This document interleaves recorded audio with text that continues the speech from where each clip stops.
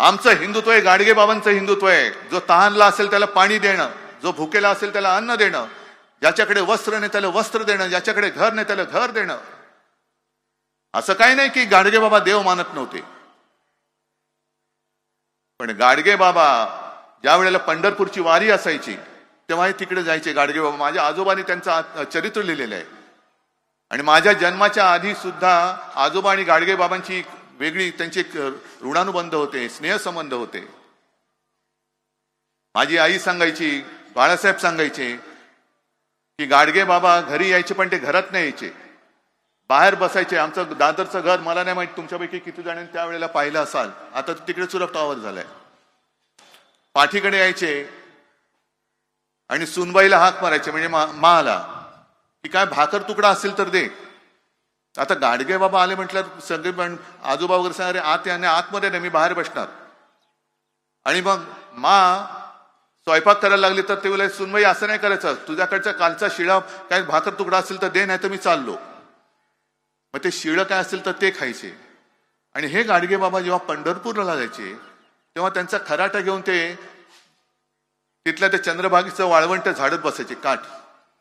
मग कोणतरी जायचं, काय बाबा तुम्ही दर्शन घेतले की नाही मंदिरामध्ये, आषाढी आहे. ते म्हणाले, हा बघ समोर जो पसरलाय ना, हा माझा देव आहे. जे वारकरी असायचे सांगायचं, हा माझा देव आहे.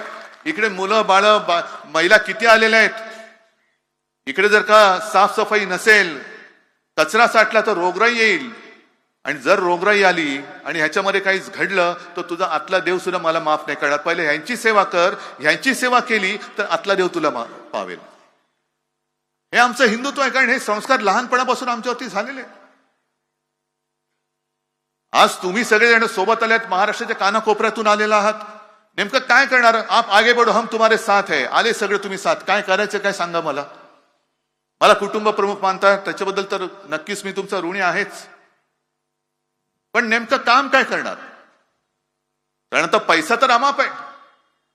बरं, गेले 75 वर्ष काँग्रेसने देशाला लुटलं. वर्षाताई मला माहित नाही, वर्षाताई तू किती, वर्षाताई आणि वर्षाताईचे वडील किती वर्ष काँग्रेसमध्ये आहेत, त्याच्यामुळे काँग्रेसने देशाला किती लुटलं आपण हिशोब काढूया.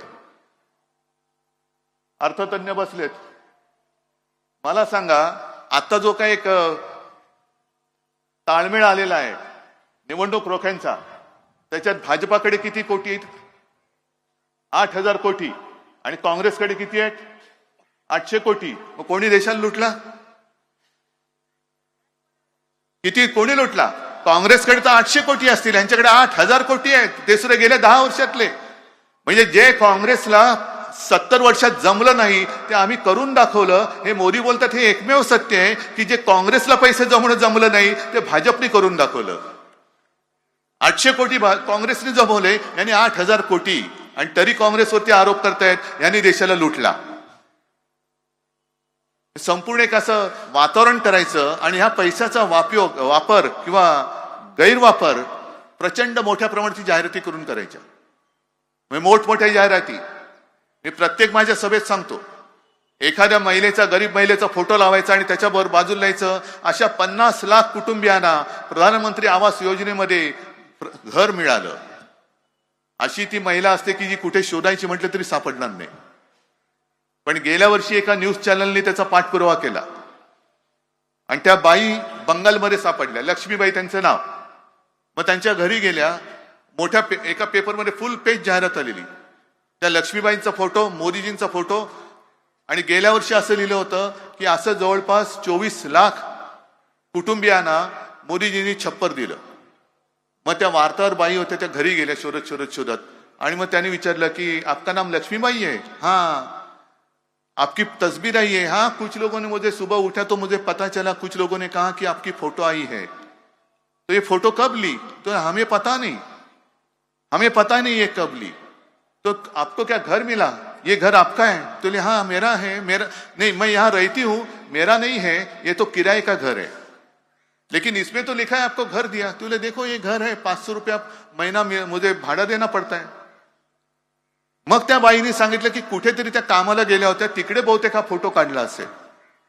म्हणजे कोणाचाही कशाचा पत्ता नाहीये, पण फोटो आहे आणि बाजूला प्रधानमंत्र्यांचा फोटो आहे म्हटल्यानंतर आपण विश्वास ठेवतो की अरे माझ्या गावात नसेल पण बाजूच्या गावात नक्की घर दिलं असेल, कारण प्रधानमंत्र्यांचा फोटो आहे.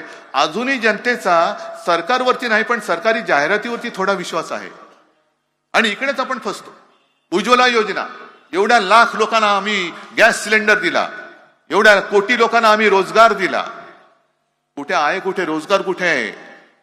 आणि संपूर्ण वागडी जी तुम्ही फिरता, आम्ही सगळेच फिरतो आहोत, तुम्ही सुद्धा फिरतात, तुम्ही तर जनतेमध्येच असता.